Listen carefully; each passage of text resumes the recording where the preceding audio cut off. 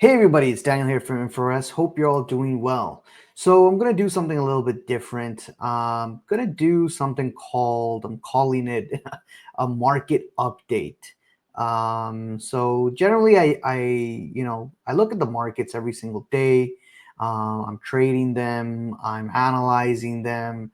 I do have a Discord chat room for private members if you're interested in something like this that is more, I guess, strategic or more in depth. You can definitely join that and subscribe. It's about $60 a month, which is just $2 a day. So if you're interested in something like that, then fantastic.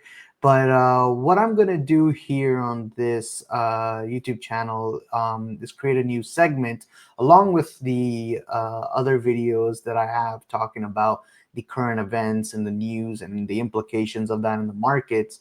But I'm going to go a little bit, maybe a tad bit deeper, looking at charts with you and just kind of analyzing how the day went and what to expect, kind of thing. So yeah, hope you do like it. Hope it is informational and it basically helps you. And again, if you want something more strategic, where we go over every single market, from equities to bonds to commodities to crypto and so on, and you want again something that where your questions are answered and more in depth, then you can join the Discord chat room. Mind you that I'm not a financial advisor, and please keep in mind that I don't sell signals. These are not signals. These are just my thoughts and my opinions, and I could be wrong, I could be right at times, and it's really up to you to do your own due diligence and get a financial advisor to help you with navigating the markets. And if you don't need one and you're good at doing it yourself, then fantastic. So yeah, so let's get into it. I'm going to share my screen, present, share screen, and here you go. So we've got S&P 500 here on the screen here. And what's very interesting is that the S&P 500 continues to march up higher. We continue to see the grind higher, the leg higher, and we are basically making all-time highs in many of the indices, right? S&P, if you look at NASDAQ, same thing as well, just in complete melt-up mode in everything here, right? Uh, Dow Jones also moving up higher. Russell 2000, you could see here, is more of the laggard. But focusing here on the S&P 500, um, you know, it's very interesting because when Donald Trump came in and he came out with firing from all cylinders, we got this massive sell-off, which was about 20% drop. And we got that reversal, especially on this day here, this massive candle that was like basically 10 to 12% return in just like one day, massive squeeze, right?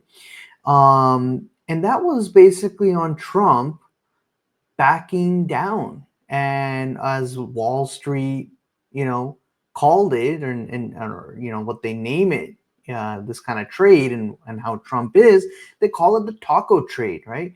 Which stands for, TACO, Trump always chickens out, right? Taco trade.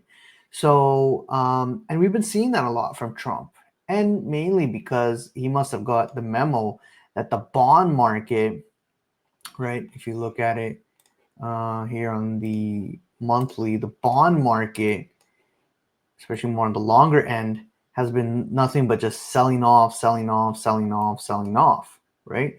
And if he continues doing what he's doing, then the bond market is going to continue to test lower lows and push those yields higher, which probably is not a good thing for the U.S. So, you know, I know on this channel we talk a lot about current events, we talk about macro, and we talk about economics and all of that, right? Which is still important.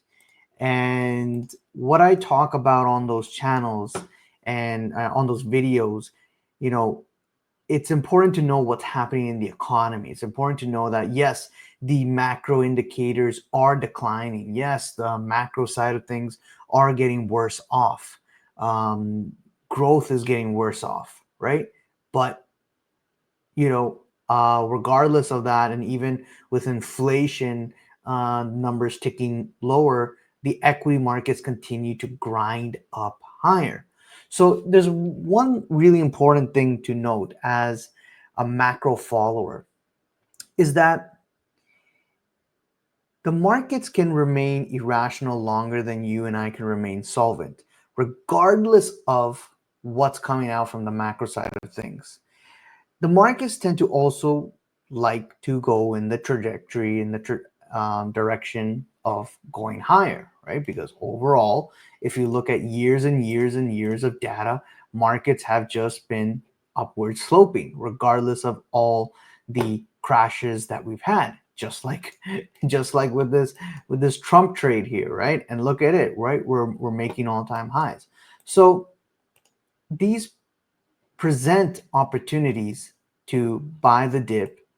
Yes, you are looking at the macro and the economy, looking at under the hood, and you might be fearful, but the markets and equities can do whatever the hell they want to do.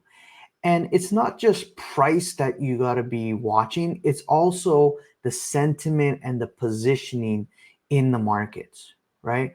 Like, what are other time frame traders doing? What are retail traders doing? Hedge funds, large scale speculators, right? What are they doing? And actually, the truth is, many of them, especially the large institutional traders, have been on the sidelines, cash, just watching this kind of grind up higher and higher. And we basically wiped out all the shorts that we had in the beginning of this year, and now we're in, you know, long territory, way way long before, right? And we're in all-time highs territory, and we continue to grind up higher.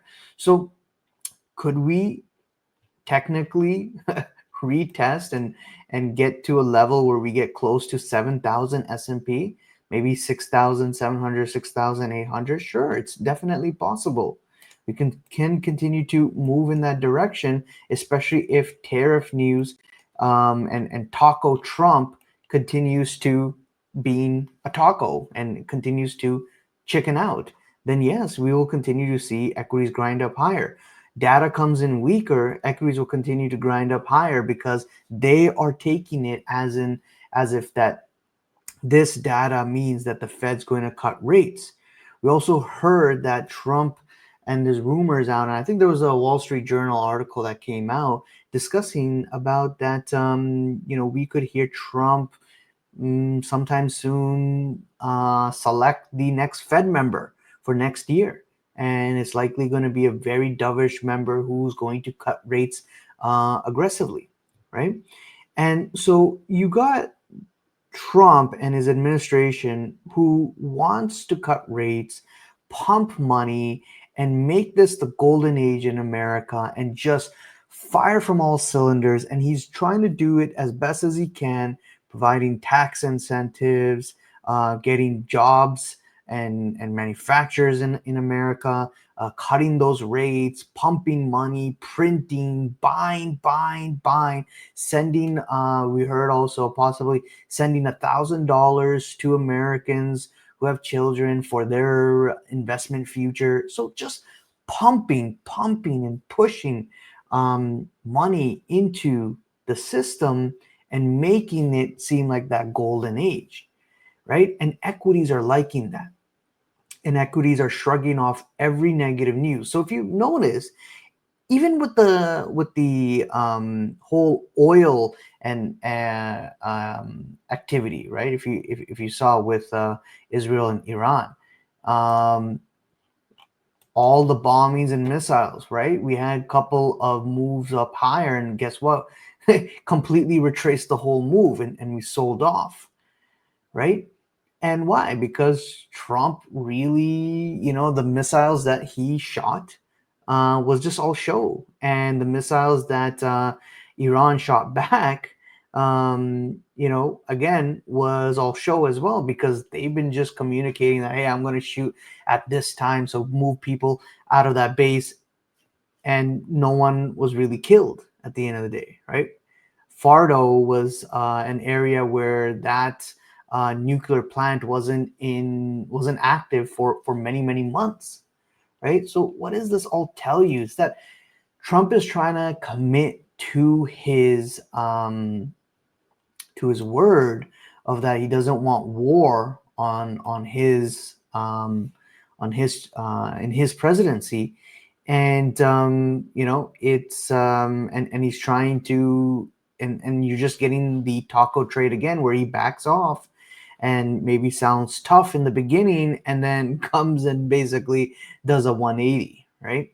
So again, we have yet to hear, by the end of the summer, how all these tariff trade talks are playing out, especially with China. We don't have a set deal right now, but it's on pause mode, right? And if that's the case, if pause continues to be extended or some deal comes through, then definitely you can see the equity markets just skyrocket, right? So we've been really just going up on bad news.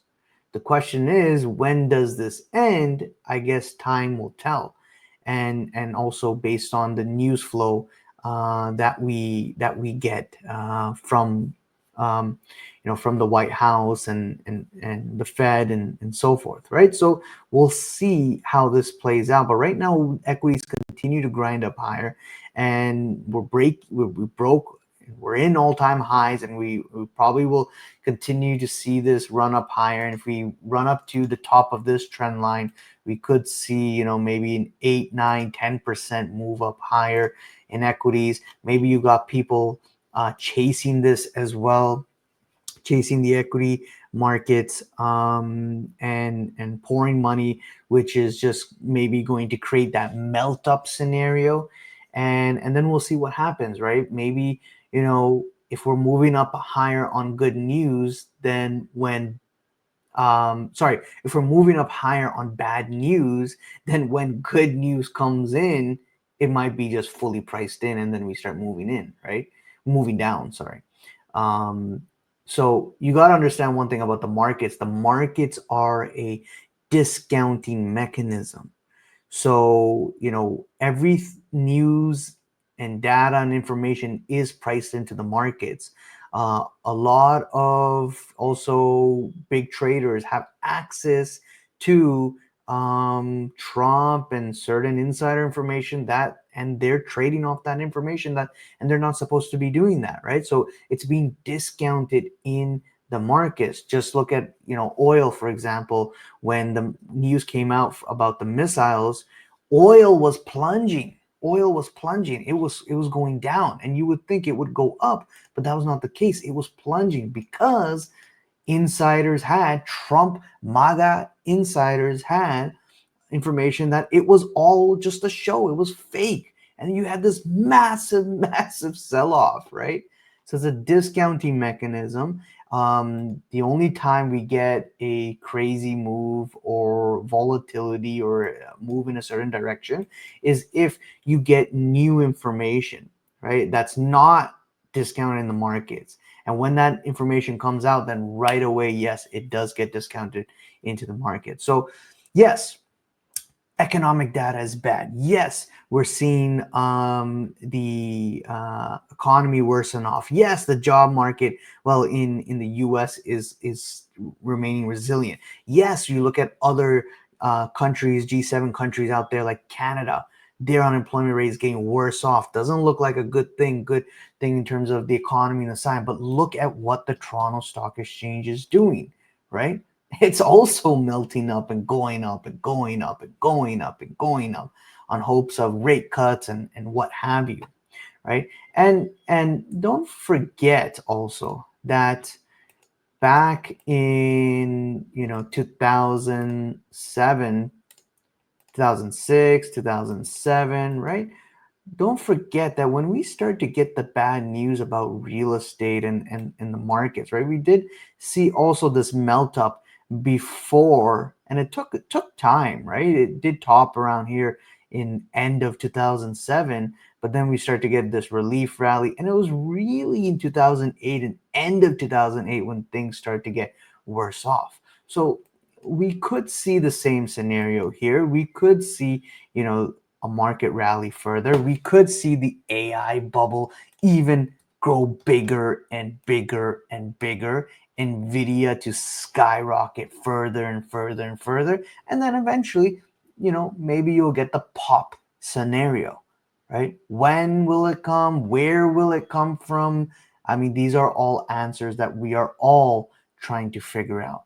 So until then, the follow the markets, what it's telling you, how it's reacting to key information, and what it's telling you is that no matter what, it still wants to go up, regardless of how bad the data is, regardless of how the economy is doing, regardless of how you're feeling, regardless of inflation, regardless of if we're going to see higher inflation down the road or not. The equity markets continue to melt up higher and higher. So, anyways, let me know what you guys think. What are you guys looking at? And again, if you like content like this and you want more in terms of the other markets like bonds, we go over currencies, metals, energies, crypto, and so forth. You can always subscribe and yeah. So leave a comment below, subscribe, hit the like button, bell icon to be notified of the next video, and I'll see you guys around. Cheers, and bye.